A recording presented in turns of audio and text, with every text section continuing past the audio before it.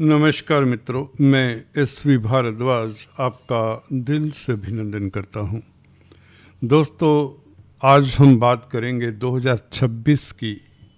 2026 में राहु और गुरु के गोचर की बात करेंगे।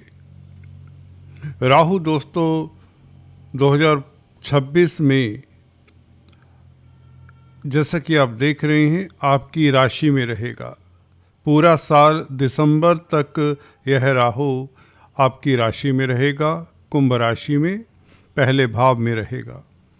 दोस्तों, ऐसा राहु कितना आपको लाभान्वित कर सकता है? नए साल में ये राहु आपको किन क्षेत्रों से उपलब्धियां देगा और वह कौन सा कार्य है जिससे आपको खास लाभ होने वाला है, उसकी भी चर्चा करेंगे। राहु की स्थिति के ऊपर भी बात करेंगे। ये राहु कितना बलवान है और ये कब निर्बल हो सकता है, किन ग्रहों के प्रभाव के कारण ये ज़्यादा अच्छा फल देने वाला है और क्यों 2026 में यह राजयोग कारक होगा, जैसा कि हमने थंबनेल में लिखा है, इसकी भी चर्चा करेंगे। साथ में गुरु के गोचर के ऊपर भी टिप्पणी करेंगे। गुरु दोस्तों, जैसा कि आप देख रहे हैं, दिसंबर 5 से मिथुन राशि में फिर से प्रवेश कर जाएंगे और जून 2026 तक यह मिथुन राशि में रहेंगे, पंचम भाव में रहेंगे। इसकी चर्चा करेंगे क्योंकि ये जो गोचर है गुरु का आपके लिए बहुत सुखद है। आपके किन क्षेत्रों को ज़्यादा प्रभावित करेगा और कब कब आपके लिए लाभ के साधन, इनकम के साधन बढ़ाएगा और कब आपको थोड़ा सतर्क रहना चाहिए, इसके ऊपर भी टिप्पणी करेंगे।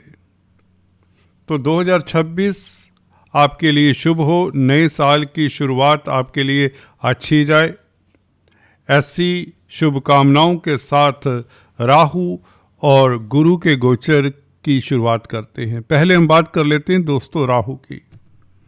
राहु दोस्तों आपकी राशि में, आपके लगन में मटीरियलिस्टिक प्लैनेट है, एम्बिशियस बनाता है, बहुत अच्छी बात है। व्यक्ति का काम करने को मन करता है राहु के कारण, दौड़ भाग करने का मन करता है राहु के कारण।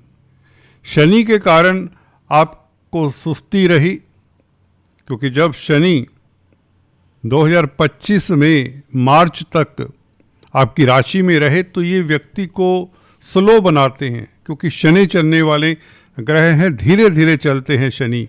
अब शनि आगे जा चुके हैं और उतरती हुई 7.5 का दौर शुरू हो चुका है कुंभ राशि के लिए। दोस्तों आपको बता दें, लगन के ऊपर कोई 7.5 का प्रभाव नहीं होता। और ये भी बताना चाहता हूँ, ये राशिफल की वीडियो, ये राहु गुरु का गोचर राशि पर आधारित है। लगन वाले भी इसे बखूबी देख सकते हैं, या यूं कहें राशि हो या लगन हो, दोनों के लिए यह लागू होता है। राहु अगस्त तक अपने नक्षत्र में रहेगा, शतभिषा नक्षत्र में। राहु का ये नक्षत्र विलक्षण नक्षत्र है।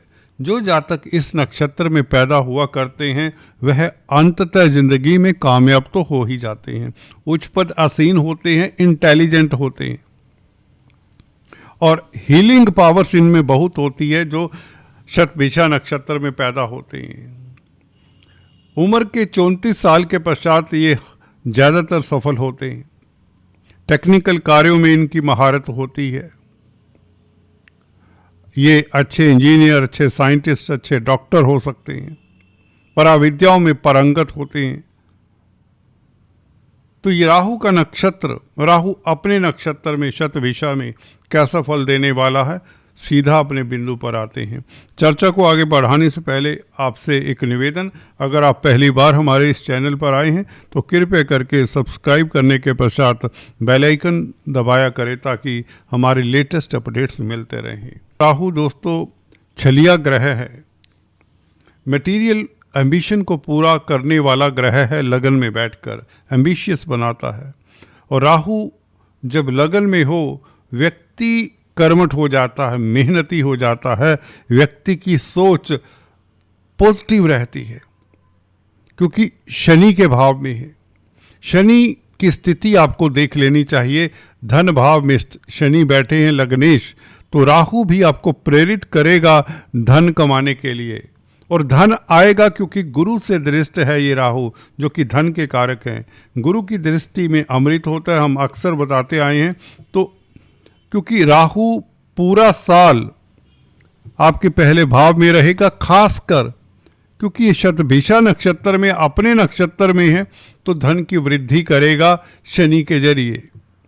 जी हाँ दोस्तों, क्योंकि शनि की राशि में शनि धन भाव में है। लग्नेश का धन भाव में बैठना आपके लगन के लिए बहुत अच्छा है। उतरती हुई 7.5 है, इसलिए राहु का ये फलादेश बहुत बेहतर पॉजिटिव ही रहेगा जब तक ये अपने नक्षत्र में है। बल्कि उसके पश्चात, क्योंकि वक्री चाल से चलता है राहु, अपने नक्षत्र से ये फिर से पिछले नक्षत्र में चला जाएगा। दोस्तों, राहु का ये गोचर आपको क्या क्या सफलता देता है? पहली बात, स्पेकुलेशन से आपको लाभ हो, पढ़ाई में आ रहे अवरोध दूर हों, खासकर हायर एजुकेशन में आपको सफलता मिले, लव लाइफ रोमांस को लेकर स्थितियां बेहतर होंगी 23 नवंबर 2025 से, और 2 अगस्त 2026 तक लव लाइफ बेहतर रहेगा। गुरु की दृष्टि 2 जून 2026 तक राहु के ऊपर रहेगी, तो धन की स्थिति, ये राहु गुरु से दृष्ट होने के कारण, अपने नक्षत्र में होने के कारण और शनि से प्रभावित होने के कारण, शनि की राशि में होने के कारण कहें तो, राहु आपके लिए आय के साधन बढ़ाएगा। और राहु के साथ अचानक होने वाली घटनाओं को जोड़कर देखा जाता है, तो अचानक से धन का लाभ होगा, आय के साधन अचानक से बढ़ेंगे। कोई आप ऐसा कार्य शुरू कर लेंगे कि जिससे अचानक से लाभ हो। पंचम भाव के ऊपर दृष्टि, शॉर्ट गेन्स के लिए आप ललायित रहेंगे और होंगे भी, क्योंकि अगर गुरु की दृष्टि ना होती तो कई बार ये राहु दिक्कत का कारण भी बनता। यही राहु आपको 2 जून 2026 तक धन की स्थिति तो आपकी बेहतर करेगा। राहु हमेशा वक्री रहता है और ये वक्र चाल से चलते हुए 12वें भाव की ओर इसका रुख रहेगा, और दिसंबर 2026 तक यह 12वें भाव में पहुंच जाएगा। दिसंबर में 12वें भाव में पहुंच जाएगा, तो विदेशों से भी लाभ होगा। 2026 के अंत में विदेश जाने के योग अभी भी बने हुए हैं, क्योंकि राहु वायु का कारक है बेसिकली, और वायु तत्व की राशि होती आपकी कुंभ राशि। तो जो लोग विदेश जाना चाहते हैं, लंबी यात्रा के योग बनाता है, हवाई यात्रा के योग बनाता है। आप और अच्छे ओरेटर साबित होते हैं, आपके कॉन्फिडेंस में वृद्धि करता है, क्योंकि गुरु से दृष्ट है। अपने नक्षत्र में होने के कारण इसका बल कई गुना बढ़ जाता है।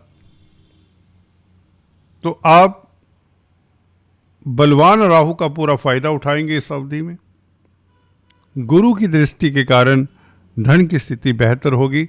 आप अच्छे काउंसलर, कंसल्टेंट, दार्शनिक साबित होंगे। उच्च पद दिलाने में मददगार होगा। घर परिवार में खुशियों का माहौल इस राहु के कारण बना रहेगा।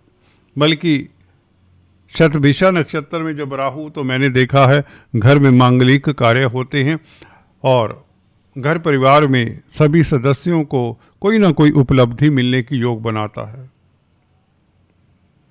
गुरु की अगर चर्चा करें दोस्तों, गुरु वक्री हालात में प्रवेश करेंगे 2026 के नए साल में, क्योंकि यह 11 नवंबर से वक्री होंगे। अभी फिलहाल कर्क राशि में है। 5 दिसंबर की ये स्थिति दिखाई है गुरु जब पंचम भाव में वक्री हालात से गोचर कर रहे होंगे। 11 मार्च तक यह वक्री रहेंगे और उसके पश्चात मार्गी होंगे। तो मिथुन राशि में पंचम भाव में 11 मार्च तक वक्र चाल से चलने वाला ये गुरु आपकी आय के साधन को कई गुना बढ़ाता है, क्योंकि जब वक्री ग्रह होता है तो उसका इनिशियल फेस में बल बढ़ जाता है, स्ट्रेंथ बढ़ जाती है, स्ट्रोंग हो जाता है।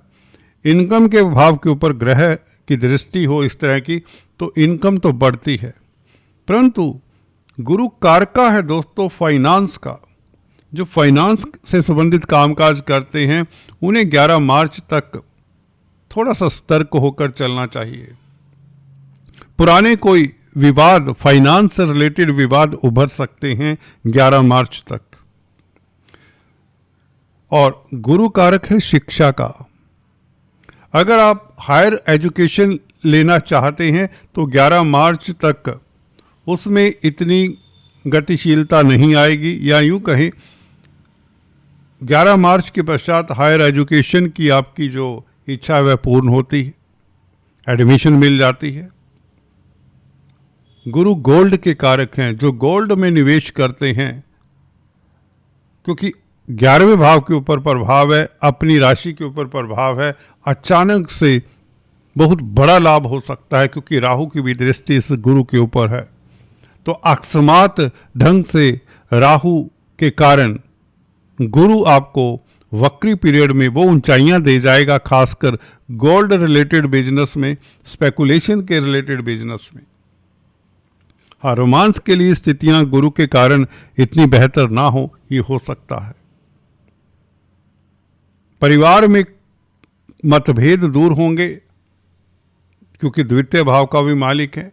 धन का संचय होने में थोड़ा समय लगेगा, या यूं कहें आपका व्यय होता रहेगा। वो व्यय कहाँ पर होगा? हो सकता है बच्चों के ऊपर हो, संतान के भाव में है। धन की स्थिति, जो बैंक बैलेंस है, डिप्लीट हो सकता है, क्योंकि यह संतान के भाव में या स्पेकुलेशन के ऊपर आप लॉन्ग टर्म इन्वेस्टमेंट करते हैं तो लाभान्वित होते हैं। खासकर 11 मार्च तक आप लॉन्ग टर्म करें इन्वेस्टमेंट। शॉर्ट टर्म ट्रेडिंग करने के लिए भी समय उत्तम है, क्योंकि राहु बहुत अच्छी स्थिति में, राहु की दृष्टि गुरु के ऊपर। तो कहने का मतलब शॉर्ट टर्म से भी आपको फायदा होता है, परंतु अपनी कुंडली का अवलोकन जरूर करवा लें रिस्क लेने से पहले। आप कोई भी इस तरह का कार्य करते हैं जिसमें लॉस की संभावनाएं बनी रहती हैं, तो उसके लिए ये चैनल जिम्मेदार नहीं होता, उसमें आपकी कुंडली भी होती है। हर किसी के अपने ग्रह होते हैं, तो वो आपको किसी एक्सपर्ट को दिखा लेने चाहिए। तो ये जो हम बताते हैं ग्रह का ये जो स्थिति, ये जनरल राशिफल होता है, जो कि हम अक्सर बताते आए हैं। तो कुल मिलाकर अगर हम देखें, गुरु का मार्गी हो जाना 11 मार्च के बाद आपके घर परिवार में खुशियों का माहौल, आपकी प्रतिष्ठा मिले, आपको उच्च पद मिले, और 11 मार्च से लेकर 2 जून के बीच बीच कोई बड़ी उपलब्धि आपको हासिल हो, इनकम का ग्राफ बढ़े, स्पेकुलेशन से लाभ हो, राजनीति में आपका कद बढ़े, अगर आप पॉलिटिक्स में हैं तो आपका कद बढ़े।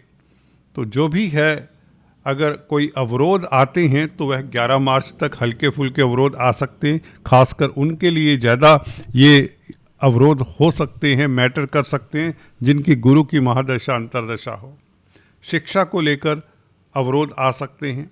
स्पेकुलेशन में आपको एडवाइस के साथ चलना चाहिए। हालांकि लाभ के संकेत हैं और भरपूर लाभ के संकेत है, क्योंकि राहु कैटालिस्ट का कार्य करेगा। राहु के कारण लाभ होता रहेगा और भरपूर लाभ होगा।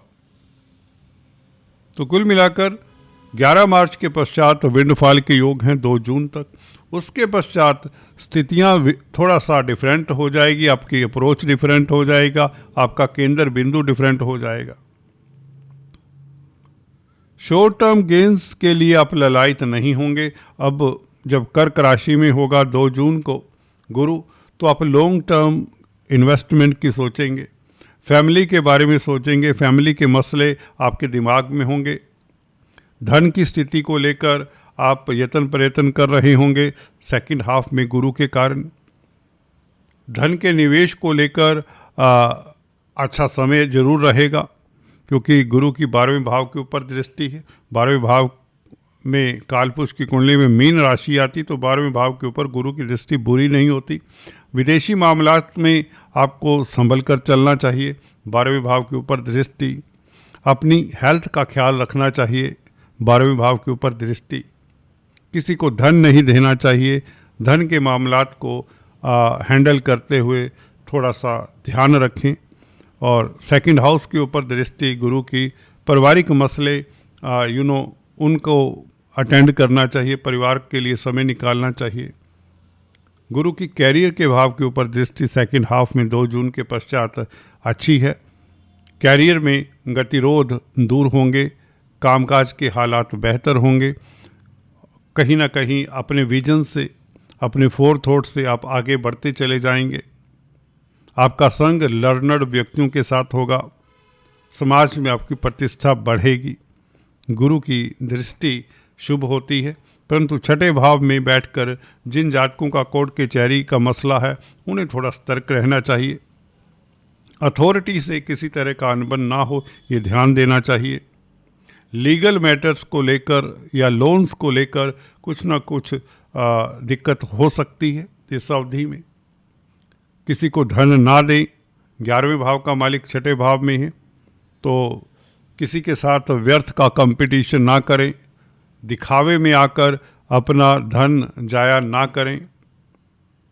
11वें भाव का मालिक छठे में है, तो कहीं ना कहीं सेकंड हाफ में धन की स्थिति के ऊपर आपको प्रैक्टिकल अप्रोच रखनी चाहिए। प्रैक्टिकल अप्रोच से धन का यूज़ करें।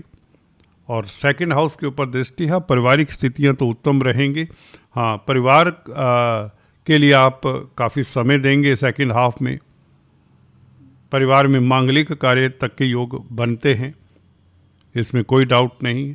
धन की स्थिति को लेकर आपको सेकंड हाफ में थोड़ा सा सतर्क रहना चाहिए और किसी को धन नहीं देना चाहिए। निवेश के लिए समय अच्छा है और फजूल की खर्ची को रोकना चाहिए। दोस्तों, कुछ इस तरह का गोचर फर्स्ट और सेकंड हाफ में गुरु का रहेगा। विस्तार से चर्चा किसी और वीडियो में करेंगे। आज इतना ही। Please do subscribe, like and share. Thanks for watching this video. God bless you.